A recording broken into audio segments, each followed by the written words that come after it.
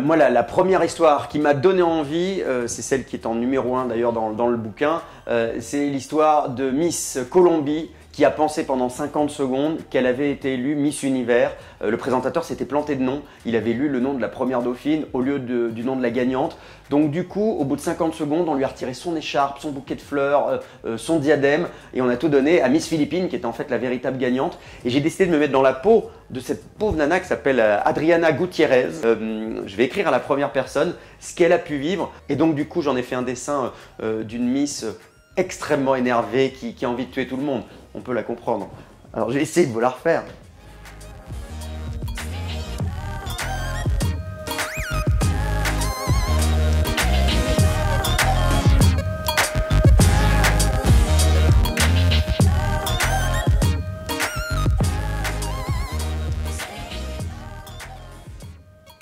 Voilà l'énervement d'Adriana Gutiérrez, qui est un peu donc celle qui m'a inspiré la toute première loose, puisqu'il y en a il y en a 30 dans le livre. Voilà, c'est la première, celle-ci.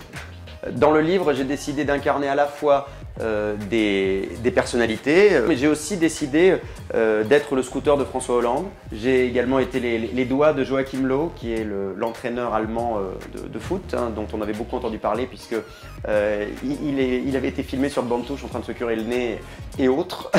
Donc je me suis amusé.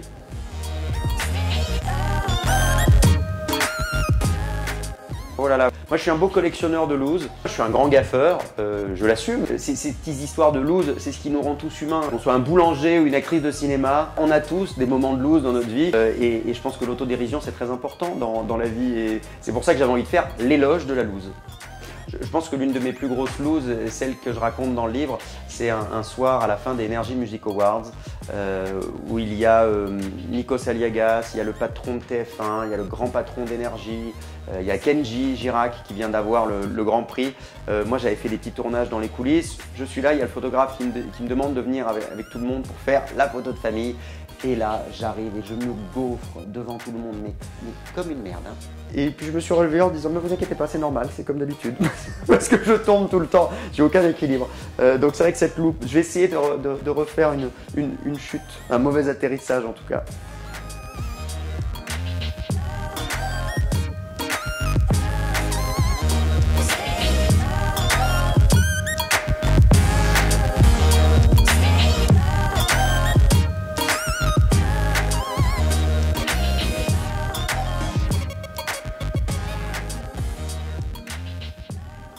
Je vous ai fait Nikos dessus.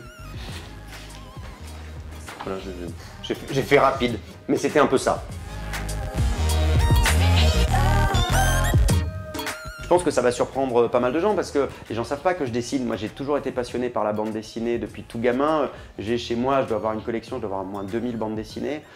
Quand j'étais gamin, mes parents étaient persuadés que j'allais devenir dessinateur de BD.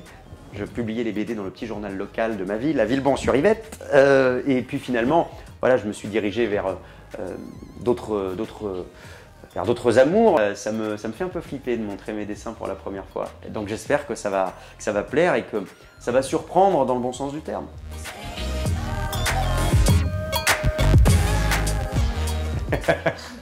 Alors, ok, je vais essayer de dessiner la tête des gens quand ils vont lire mon bouquin.